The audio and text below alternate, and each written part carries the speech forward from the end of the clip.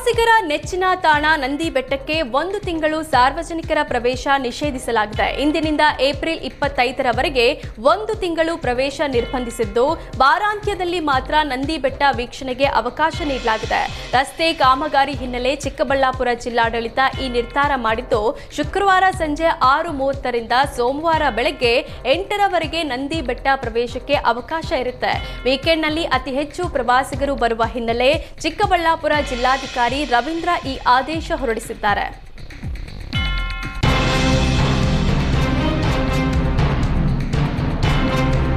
ರಾಜ್ಯದಲ್ಲಿ ಮರಾಠಿ ಪುಂಡರ ದೌರ್ಜನ್ಯ ಖಂಡಿಸಿ ನಡೆದ ಕರ್ನಾಟಕ ಬಂದ್ಗೆ ರಾಜ್ಯದಲ್ಲಿ ನೀರಸ ಪ್ರತಿಕ್ರಿಯೆ ವ್ಯಕ್ತವಾಗಿತ್ತು. ಬೆಳಗಾವಿಯಲ್ಲೂ ಯಾವುದೇ ಬಂದ್ ಬಿಸಿ ತಟ್ಟಿಲ್ಲ. ಇದರ ಬೆನ್ನಲ್ಲೇ ಸಾಮಾಜಿಕ ಜಾಲತಾಣದಲ್ಲಿ ಪೋಸ್ಟ್ ಮಾಡಿರುವ ಶಿವಸೇನೆಯ ಯುವಸೇನೆ ಕನ್ನಡಿಗರನ್ನ ಮತ್ತೆ ಕೆರಳುವಂತೆ ಮಾಡಿದೆ.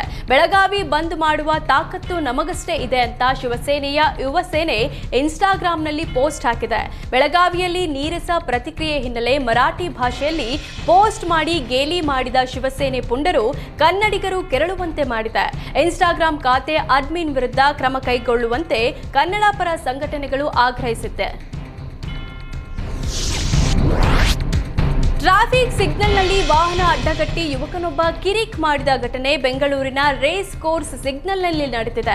ಕಾರಿನ ಹಿಂದಿನಿಂದ ಬಂದ್ ಬೈಕ್ ಸವಾರ ಕಾರಿನ ಮುಂದೆ ಬಂದು ಸಿಗ್ನಲ್ನಲ್ಲಿ ಬೈಕ್ ನಿಲ್ಲಿಸಿದ್ದಾನೆ. ಬಳಿಕ ಸಿಗ್ನಲ್ ಫ್ರೀ ಆದರೂ ಬೈಕ್ ತೆಗೆಯದೆ ಹಾರ್ನ್ ಮಾಡಿದ್ರೂ ದಾರಿ ಬಿಡದೆ 1 ನಿಮಿಷಕ್ಕೂ ಹೆಚ್ಚು ಕಾಲ ಕಿರಿಕ್ ಮಾಡಿದ್ದಾನೆ.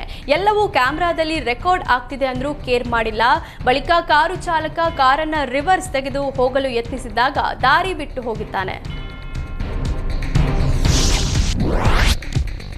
ಚಲಿಸುತ್ತಿದ್ದ ಬೈಕ್ನಲ್ಲಿ ಆಕಸ್ಮಿಕವಾಗಿ ಕಾಣಿಸಿಕೊಂಡ ಬೆಂಕಿ ಹೊತ್ತಿಕೊಂಡಿರುವ ಘಟನೆ ಉತ್ತರ ಕನ್ನಡದ ದಾಂಡೇಲಿಯ ಹಸಮಾಳದಲ್ಲಿ ನಡೆದಿದೆ. ವ್ಯಕ್ತಿಯೊಬ್ಬರು ಬೈಕ್ ಚಲಾಯಿಸುತ್ತಿದ್ದ ವೇಳೆ ಏಕಾಏಕಿ ಬೆಂಕಿ ಕಾಣಿಸಿಕೊಂಡಿದ್ದು, ಇದನ್ನ ಗಮನಿಸಿದ ವ್ಯಕ್ತಿ ಕೂಡಲೇ ಗಾಡಿಯಿಂದ ಕೆಳಗೆ ಇಳಿದು ದೂರ ಓಡಿ ಹೋಗಿ ಜೀವ ಉಳಿಸಿಕೊಂಡಿದ್ದಾನೆ. ನೋಡ್ತಿದ್ದಂತೆ ಬೆಂಕಿಯ ಕೆನ್ನಾಲಿಗೆಗೆ ಬೈಕ್ ಸಂಪೂರ್ಣ ಹೊತ್ತಿ ಉಳಿದಿದೆ. ಬಳಿಕ ಅಕ್ಕಪಕ್ಕದವರ ಸಹಾಯದಿಂದ ಬೆಂಕಿಯನ್ನ ನಂದಿಸಲಾಗಿದೆ.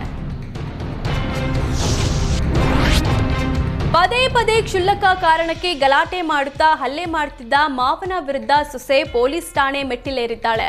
ದಿವ್ಯಶ್ರೀ ಎಂಬಾಕೆ ಬೆಂಗಳೂರಿನ ರಾಮಮೂರ್ತಿ ನಗರ ಠಾಣೆಯಲ್ಲಿ ತನ್ನ ಮಾವ ಅಶೋಕ್ ವಿರುದ್ಧ ದೂರು ನೀಡಿದ್ದಾಳೆ. 2019ರಲ್ಲಿ ಲೋಹಿತ್ ಎಂಬಾತನನ್ನ ದಿವ್ಯಶ್ರೀ ಮದುವೆ ಆಗಿದ್ಲು. ರಾಮಮೂರ್ತಿ ನಗರದಲ್ಲಿ ಕುಟುಂಬದ ಜೊತೆ ವಾಸವಾಗಿದ್ರು. ಮದುವೆಯಾದ ಕೆಲ ದಿನಗಳ ಬಳಿಕ ಪತಿಯ ಜೊತೆ ಹೊರಗೆ ಹೋಗಿ ಬಂದ್ರೆ ಮಾವ ಅಶೋಕ್ ಅವಾಚ್ಯ ಶಬ್ದಗಳಿಂದ ನಿಂದಿಸಿ ಹಲ್ಲೆ ಮಾಡ್ತಿದ್ದಂತೆ. ಇತ್ತೀಚೆಗೆ ಪತಿಯ ಜೊತೆ ದಿವ್ಯಶ್ರೀ ಕುಂಭಮೇಳಕ್ಕೆ ಹೋಗಿ ಬಂದಿದ್ದು, ಮನೆಗೆ ಹಿಂತಿರುಗುತ್ತಿದ್ದಂತೆ ಗಲಾಟೆ ಮಾಡಿ ಹಲ್ಲೆ ಮಾಡಿದ್ದಾನಂತೆ. ಸದ್ಯ ತವರು ಮನೆ ಸೇರಿರೋ ದಿವ್ಯಾ ತನ್ನ ಮಾವ ಅಶೋಕ್ ವಿರುದ್ಧ ಕ್ರಮಕ್ಕೆ ಆಗ್ರಹಿಸಿ ಪೊಲೀಸರಿಗೆ ಮನವಿ ಮಾಡಿದ್ದಾಳೆ. ಗಂಡನ ಮನೆಯಲ್ಲಿ ನನಗೂ ನನ್ನ ಮಗುವಿಗೂ ರಕ್ಷಣೆ ಇಲ್ಲ ಅಂತ ದೂರಿನಲ್ಲಿ ಉಲ್ಲೇಖಿಸಿದ್ದಾಳೆ.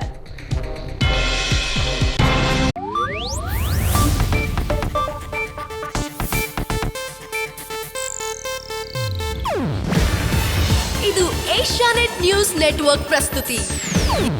ನೀವು ನೋಡ್ತಿದ್ದೀರಾ ಏಷ್ಯಾನೆಟ್ ಸುವರ್ಣ ನ್ಯೂಸ್.